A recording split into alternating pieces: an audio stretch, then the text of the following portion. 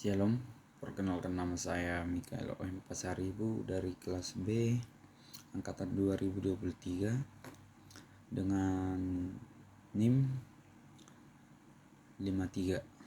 Pada video kali ini saya akan membawakan materi dari yang berkaitan dengan pembelajaran TIK atau Teknologi Informasi dan Komunikasi dalam pendidikan jasmani.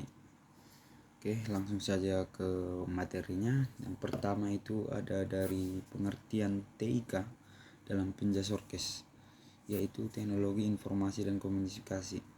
Dalam penjasorkes adalah pemanfaatan berbagai teknologi digital, perangkat elektronik, dan sistem informasi untuk mendukung proses pembelajaran, pelatihan, evaluasi, dan pengembangan dalam bidang pendidikan jasmani, olahraga, kesehatan.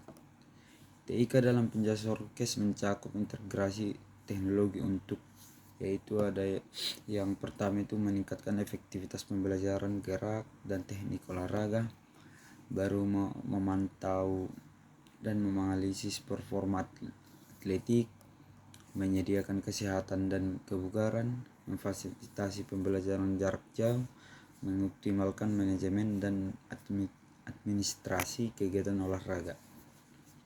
Yang kedua itu ada komponen utama TIK dalam penjasorkes. Yang pertama ada perangkat keras yang terdiri dari komputer dan laptop untuk menganalisis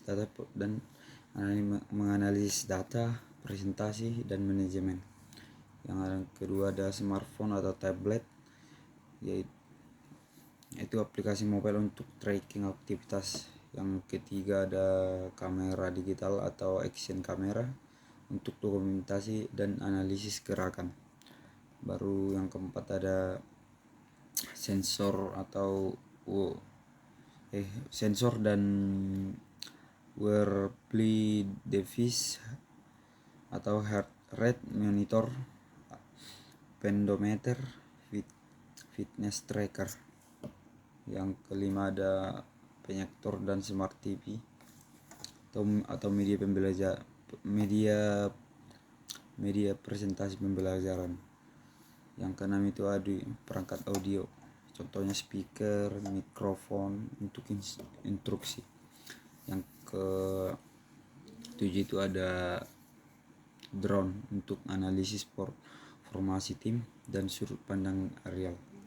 Baru yang kedua itu ada perangkat lunak yang terdiri dari aplikasi fitness tracking atau MyFitnessPal, Strava, Nike Training Club. Baru ada software analisis video, contohnya Kinovea, Coach A, OnForm. Baru ada aplikasi manajemen tim, contohnya Tim Snap, Sport Egin, dan lain-lainnya juga.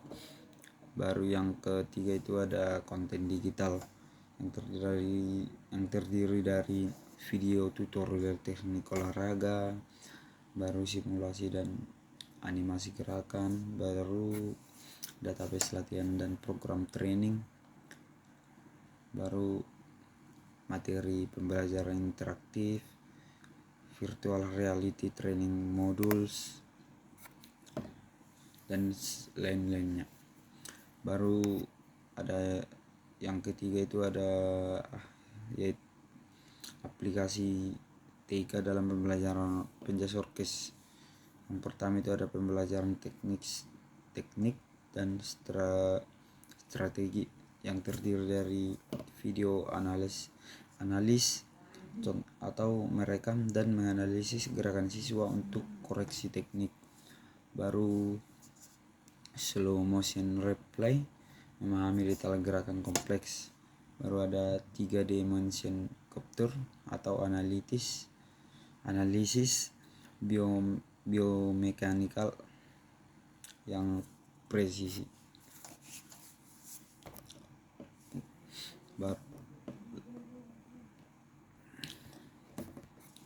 Baru Manfaat TIK dalam pembelajaran Penjasorkes. Yang pertama itu untuk guru atau pelasi, yaitu manfaatnya yaitu ada beberapa. Yang pertama itu ada efisiensi dalam perencanaan dan evaluasi pembelajaran. Yang selanjutnya akses database latihan dan strategi terkini. Baru kemudahan dalam dokumentasi progres siswa. Baru analisis performa yang lebih objektif dan detail. Baru komunikasi yang lebih efektif dengan siswa dan orang tua. Manfaat untuk siswa atau atlet yang ada beberapa, yaitu yang pertama pembelajaran yang lebih visual dan interaktif. Baru feedback yang immediate atau spesifik. Baru motivasi gamifikasi dan tracking progress. Baru akses ke materi pembelajaran kapan saja. Baru personalisasi program latihan sesuai kebutuhan.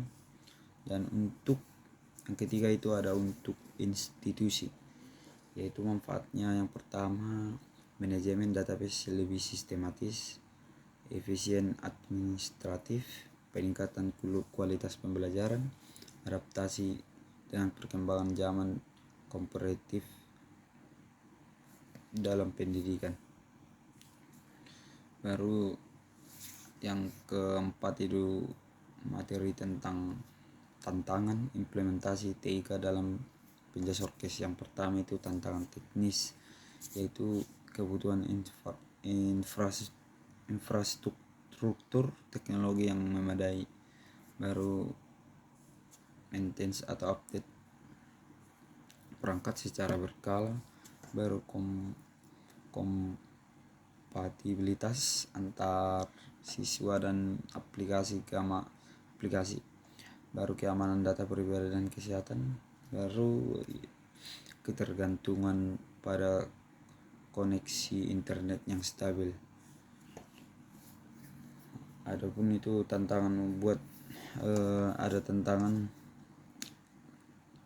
untuk sumber daya manusia. Yang pertama itu literasi digital guru dan siswa yang bervariasi. Baru resistensi terhadap perubahan metodologi pembelajaran, kebutuhan pelatihan yang berkelanjutan, gap generasi dan adopsi teknologi.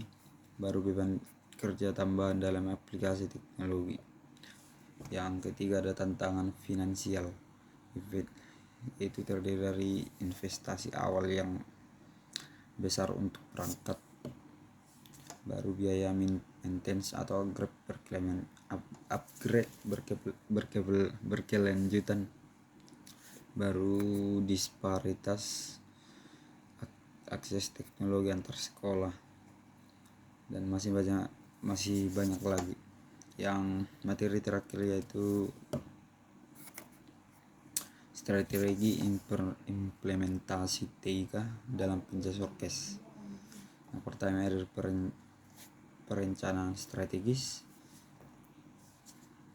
yang terdiri dari analisis kebutuhan dan gap analisis, penyusunan roadmap implementasi bertahap, baru alokasi budget yang realistis, baru identifikasi prioritas teknologi sesuai kebutuhan, dan penetapan target dan indikator keberhasilan.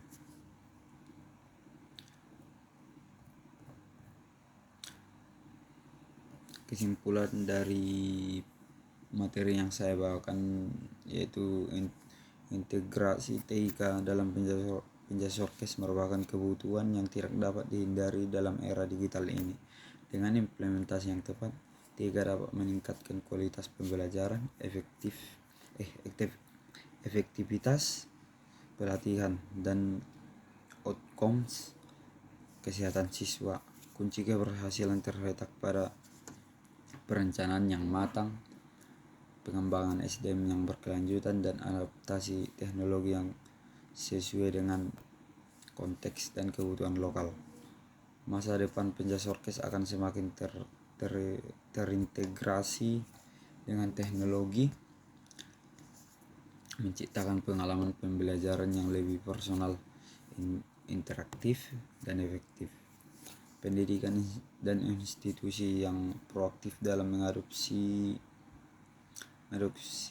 dan mengintegrasikan TIK akan memiliki keunggulan kompetitif dalam menyiapkan generasi yang literat digital dan sehat secara holistik. Mungkin itu saja yang bisa saya bawakan pada materi kali ini. Apabila ada kesalahan kata atau yang kurang berkenan, saya mohon maaf. Terima kasih. Shalom.